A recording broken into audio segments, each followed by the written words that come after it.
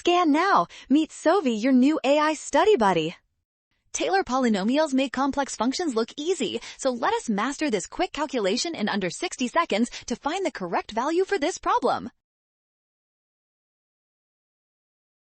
Start by writing the third-degree Taylor polynomial formula centered at x equals 2. This includes terms for the function value and its first three derivatives divided by the respective factorials. Now, substitute the given values for the function and its derivatives. Remember that 2 factorial is 2 and 3 factorial is 6. Simplify these coefficients to get the polynomial expression.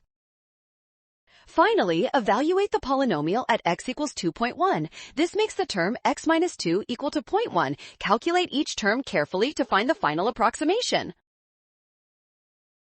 Nailed it! Scan the code. You can learn better with Sovi. Avoid the common factorial and sign errors by using the formula and checking your arithmetic.